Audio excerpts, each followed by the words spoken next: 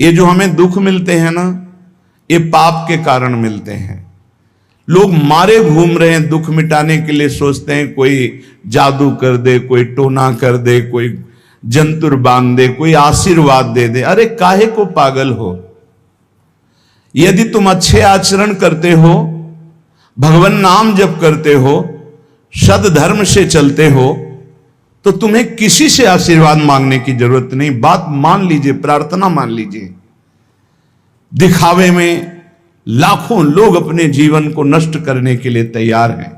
ये माया का ही तो दिखावा है जिसमें जन्म के जन्म हमारे नष्ट होते जा रहे हैं। सत्य मार्ग को क्यों नहीं पकड़ते हो? किसी के आशीर्वाद की जरूरत नहीं आपको आनंद प्राप्ति के लिए। आप आनंद के बच्चा हो, आनंद स्वरूप हो। जिनसे आशीर्वाद मांगते हो उनके अंदर जो आत्म तत्व बैठा है वो तुम्हारे अंदर बैठा है। वही संपूर्ण आनंद लिए तुम्हारे अंदर बैठा है। तुम्हें किसी से गिगियाने की जरूरत नहीं। बस तुम अपने स्वरूप को नहीं पहचान पा रहे हो, अपनी शक्ति को जागृत नहीं कर पा रहे हो, इसलिए तुम दौड़े घूम रहे हो। भागने की जरूरत नहीं है। सत्संग सुनो, उसे अपने आचरण में उतारो। ये बात आप कागज में लिख लो, चाहे दिमाग में लिख लो। जब तक आपके आचरण शुद्ध नहीं होंगे, जब तक आप भजन नहीं करोगे, जब तक आप दूसरों को सुख नहीं दोगे, मन वचन कर्म से किसी को भी दुख नहीं पहुंचाना, तब तक आप भागे। और यहां से लेकर ब्रह्मलोक तक अगर आपको सुख मिल जाए तो बता देना। आ ब्रह्म भूनान लोकान पुनरावर्तिनो, अर्जुन यहां सुख मिलने वाला है। आ ब्रह्म स्तंभ पर्यंतम सर्वम मायामयम जगत, यहां सुख मिलने वाला है। अगर सुख सिंधु भगवान का भजन नहीं करेंगे, बैठ के अपने घर में बैठकर आधा घंटा भजन नहीं करेंगे, मारे घूम रहे हैं, सोच रहे हैं ये भगवान का अवतार है, हमारा कल्याण हो जाएगा। ए भाई, जब भगवान वास्तविक अवतार लिए और जो भजन नहीं किए उनका भी कल्याण नहीं हुआ। भगवान के अवतार के समय हम भी रहे होंगे कहीं ना कहीं, किसी जीव जंतु के रूप, कल्याण हुआ क्या? अब भजन करोगे तो कल्याण हो जाएगा। हमारी बात मान लो। बार बार आपको कभी कड़वे शब्दों में, कभी मीठे शब्दों में बताते हैं, ए भाई, बचपन से भगवान के मार्ग में लगे हुए हैं, हमको अपना कर्म भोगना पड़ रहा है। जो शरीर रचना के समय रचा गया था, वो सुखद या दुखद कर्म भोगना पड़ा। तो रामकृष्ण परमहंस जी के कैंसर था, भाई जी हनुमान प्रसाद पोद्दार जी के उदर में कैंसर था, बड़े बड़े महापुरुषों को भोगना पड़ा। तो प्रारब्ध को भोग लो। ये भोगने की सामर्थ्य नाम जप से आ जाएगी, और नाम जप करके जन्म मरण के चक्र से मुक्त हो जाओ। मान लो मेरी बात। क्या वृंदावन की परम पावन रज से बढ़कर त्रिभुवन में कोई रज है? इस रज में बैठकर तुम्हें आनंद नहीं मिल रहा तो कहां मिलेगा तुम्हें? क्या भगवान नाम से बढ़कर कोई अमोघ शक्ति है जो भगवान को अधीन कर सके? सुमिर पवन सुत पावन नामो, अपने बस कर राखे रामो। लेकिन समझ में नहीं आता। ये जीव सोचता है कोई तपस्वी, कोई सिद्ध से हमारे दुख दूर हो जाएं। नहीं, भगवान के वचन सुन लीजिए। दैवी हेषा गुणमयी मम माया दुरत्तया, मामेव ये प्रपद्यन्ते माया में ताम तरंतिते। ये गुणमयी माया को पार करना बहुत कठिन है। एकमात्र उपाय है, मेरी शरण में आ जाओ। हरि शरणम श्री कृष्ण शरणम ममो। जब तक प्रभु की शरण में नहीं, तब तक माया मुक्त। पर समझ में नहीं आता। लोगों को ऐसा लगता है मैं जाऊंगा, आशीर्वाद मिलेगा, मैं सिद्ध हो जाऊंगा, सब दुख नष्ट हो जाएंगे। आप समझो, हमारी प्रार्थना को समझो। हम अंदर से पीड़ित होकर बोल रहे हैं, आप लोग समझते नहीं हो। भगवान का भजन किए बिना कहीं भी भाग के चले जाओ, आपको शांति नहीं मिलेगी प्यारे। और घर में बैठकर यदि भजन करोगे तो घर तीर्थ हो जाएगा। घर में भगवान पधारेंगे, आप आनंदित हो जाओगे। संत संग का फल होता है भागना, मिट जाना। सत्संगति संस्कृति कर अंता, ये जो जन्म मरण का भागना, ये मिट जाएगा। ये छोटे मोटे भागने से, शब्द सुना, मनन किया, आचरण में लग गए। कभी महीना 2 महीना में अगर संयोग बना तो हम बैठ के सत्संग सुन रहे हैं, नहीं तो हमारे पास यंत्र है, हम रोज उससे नवीन उत्साह प्राप्त करें भगवत मार्ग में चलने का। जब मिले तब दर्शन कर लिए, नहीं तो हम उनकी आज्ञा पर चल रहे हैं तो हमारा सदैव सानिध्य है। भागने की जरूरत नहीं। नहीं भाई नहीं, थोड़ा चैन लो, थोड़ा शांति लो, भागने की जरूरत नहीं है। अंदर से भगवान को सुमिरन करने की जरूरत है। थोड़ा संयम में आओ। जिसको देखो मनमानी आचरण कर रहा है, सोचता है कोई संत महात्मा आशीर्वाद दे देंगे, तो तुम्हें संत महात्मा मिलेंगे ही नहीं। तुम करोगे पापाचरण तो संत महात्माओं का सानिध्य ही नहीं मिलेगा। पापवंत कर सहज स्वभाव, भजन मोर ते भावन काऊ, जो पे दुष्ट हृदय सोई होई, मोरे सन्मुख आओ की सोई। अच्छे आचरण करो, घर बैठे महात्मा मिल जाएंगे, कोई आ जाएंगे ऐसे, तुम्हें कृतार्थ कर जाएंगे। कहीं तुम भेज दिए जाओगे जिनके वचन से तुम कृतार्थ हो जाओगे। हमारी प्रार्थना को मानिए, अपने इस अमूल्य मानव जीवन को कूड़ा करकट की तरह मत नष्ट कीजिए। श्रीपाद कह रहे, नेत्रे उत्पाटित सपदि स्त्री क्षणे लालसा चेत। यदि ये गंदी लालसाएं उत्पन्न हो रही हैं तो थोड़ा शासन में लाओ अपनी इंद्रियों को, छूट मत दो। बहुत जीवन व्यर्थ कर दिया इन इंद्रियों ने, अब सावधान हो जाओ। तुम स्वतंत्र सिंहवत जीवन व्यतीत करने के लिए मानव जीवन प्रकट किए भगवान ने तुम्हारा। तुम इंद्रियों के गुलाम होकर, मन के गुलाम होकर, भोगों के गुलाम होकर के जीने के लिए नहीं आए हो मनुष्य देह में। देवता तरसते हैं इस मानव देह के लिए। क्यों? क्योंकि साधन धाम मोक्ष कर द्वारा, इससे साधना करके हम जीवन मुक्त महापुरुष हो सकते हैं। लेकिन नहीं, बस कोई ऐसा कुछ कर दे जिससे हमारा पति बन जाए, कोई ऐसा कर दे कि हम स्वस्थ हों, को भोग भोगें, कोई ऐसा कर दे सारी झंझटें मिट जाएं।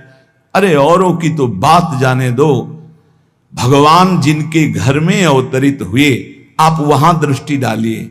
इतने बड़े भजनानंदी महात्मा वसुदेव और देवकी कंस कारागार में बंद किए हुए भगवान पधार रहे हैं, हथकड़ी बेड़ियों से जकड़े हुए। आप विचार कीजिए, भगवान की सिवा तुम्हें कोई बंधन मुक्त नहीं कर सकता।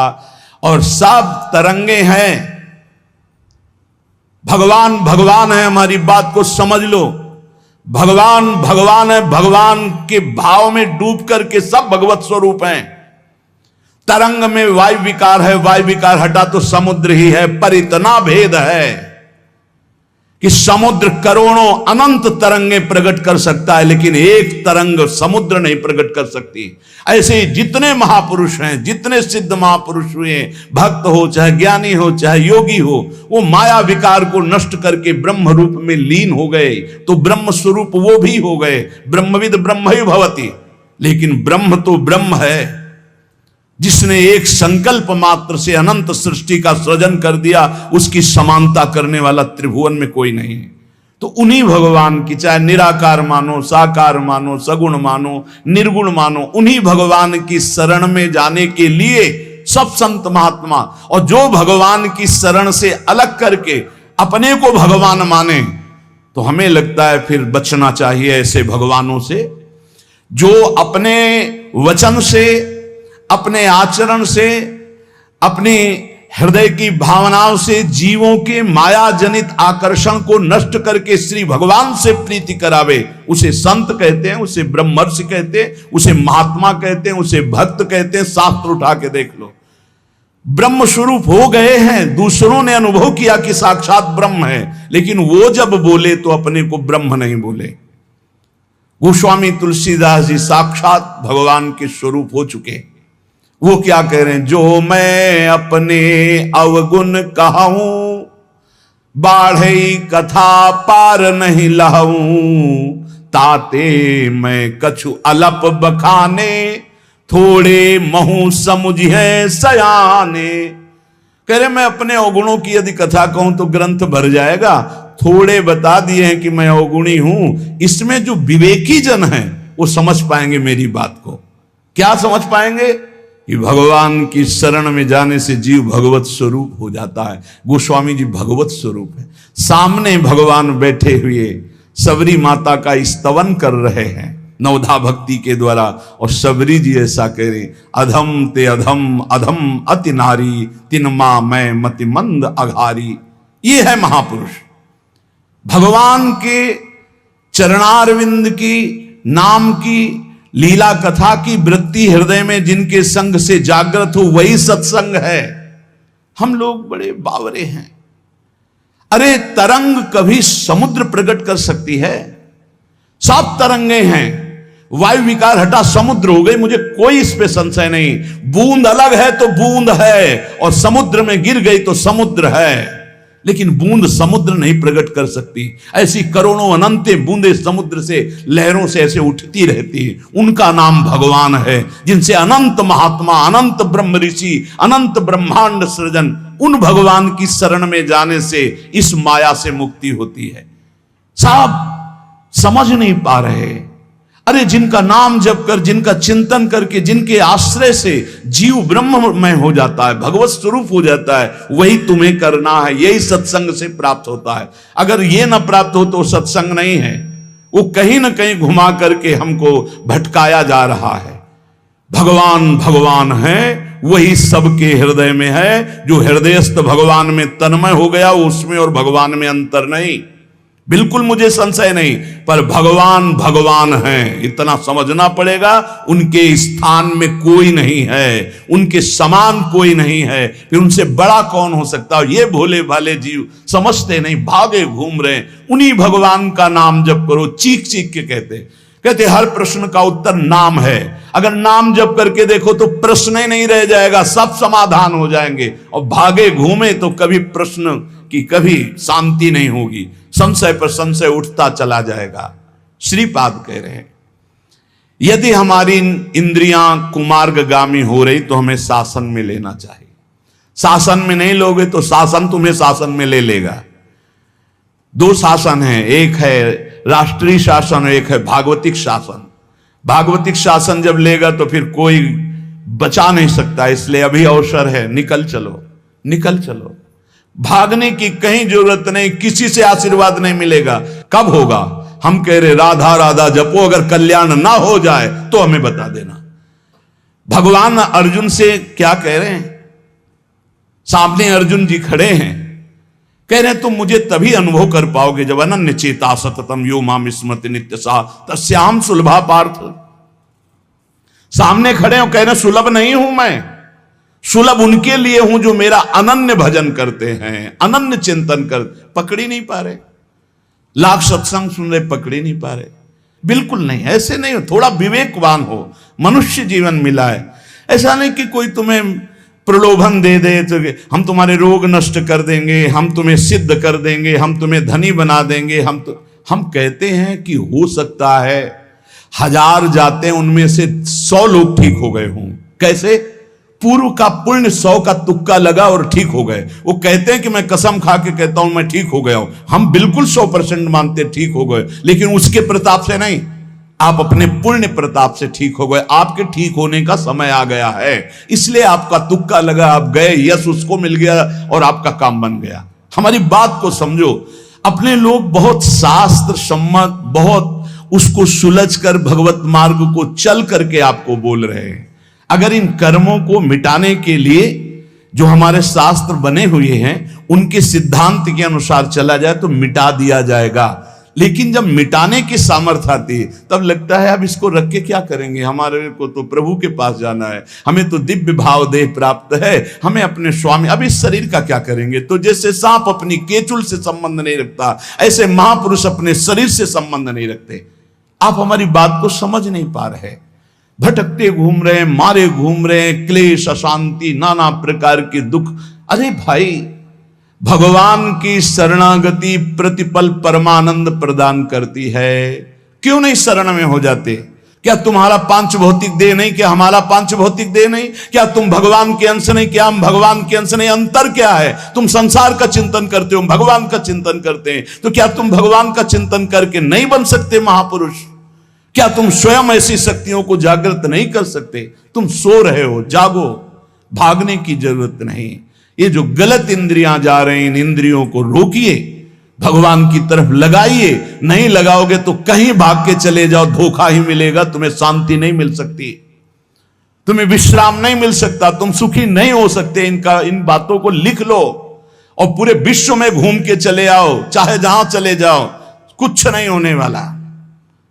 मारे मारे केवल घूमते रहो, समय बर्बाद करते हो। वही समय एकांत में बैठकर राम कृष्ण हरि बोलो, राधा बोलो, अभी आनंद आ जाएगा।